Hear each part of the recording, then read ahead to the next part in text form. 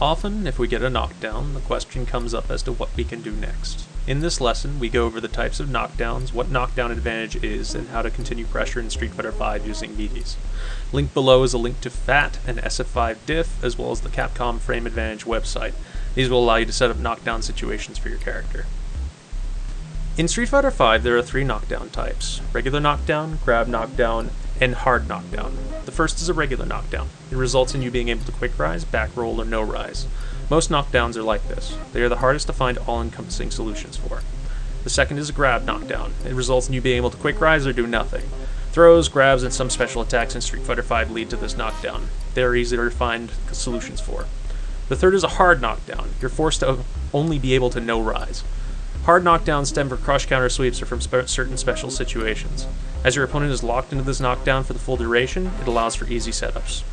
You can find your frame advantage for your knockdowns by either using a tool such as FAT or reading the frame advantage when you perform the knockdown in training mode. In this example, I'm measuring the knockdown advantage I get from Ryu's heavy kick Tatsu when performed from a crouching heavy punch. With frame data turned on and the dummy set to normal recovery, I do the attack and look at the frame advantage after I'm done performing the attack. In this case, it reads +5 for a split second after the opponent starts the rise. That means I have an advantage of 5 frames on my opponent's wake up. If I dash towards my opponent during this time, I can also discover what my dash is. In this case, my advantage drops to -11, meaning that my dash is 16 frames. For back rise, the opponent backflips away from you and adds 5 frames of recovery to their quick rise timing. For no rise, the timing varies per knockdown. This can be labbed in a similar way to the quick rise knockdown, and can be timed by performing repeated dashes. Or, once again, you can look it up via FAT. For this example, I crush counter sweep my opponent and dash at them several times. Each successive dash counts as 16 frames. I can dash 4 times before being +5, meaning that the opponent was knocked down for 69 frames. This is worth labbing on a per setup basis. For characters that make use of juggles, hitting opponents that are airborne adjusts the amount of knockdown advantage you get. In simplest terms, if the quick rise knockdown advantage from a move is longer than the duration of your dash and your opponent is within range of your dash, you can dash to make up the space and apply pressure next wake up.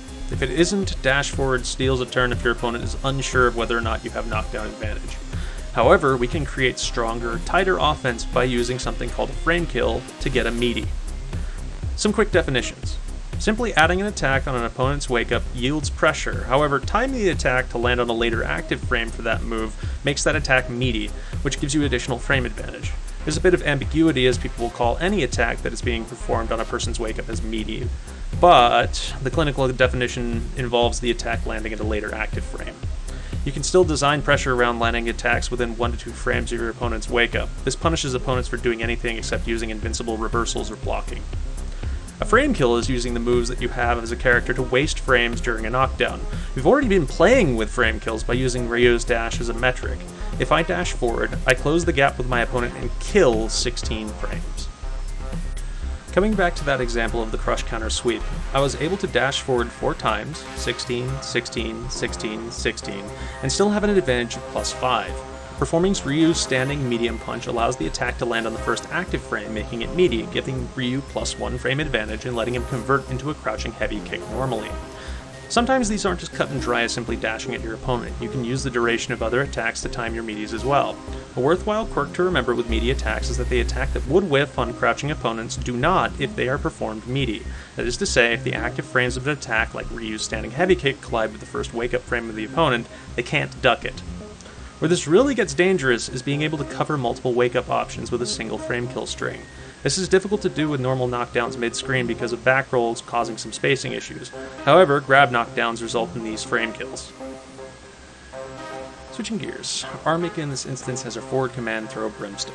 If you perform a Brimstone in a dash-up, you're immediately +2 against quick rise, allowing you to pressure with crouching jab safely. However, if the opponent does not quick rise, you can perform a frame kill string with dash, crouching jab, crouching medium punch, forward heavy punch, and have the forward heavy punch land on their wake up. The math for this is simple arithmetic.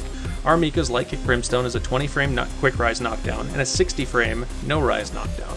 A dash kills 18 frames, the crouching jab connects against quick rise, but having it whiff, miss, it kills 11 frames, the whiffed crouching medium punch kills 27 frames, and Lady Mika, forward and heavy punch, has a start of 10 frames. 11 plus 18 plus 27 plus 10 is 66 frames.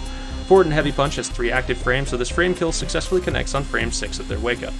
You can also change the order of the attacks. If you do crouching jab, forward heavy punch, and then crouching medium punch, the crouching medium punch connects meaty, offering more frame advantage on hit and block. Normally -1 on block, Armika becomes +2 on block or +3 on hit, allowing for further mix-ups. Of course, frame kills come with a price that your opponent knows that you're going to set up or perform a meaty attack.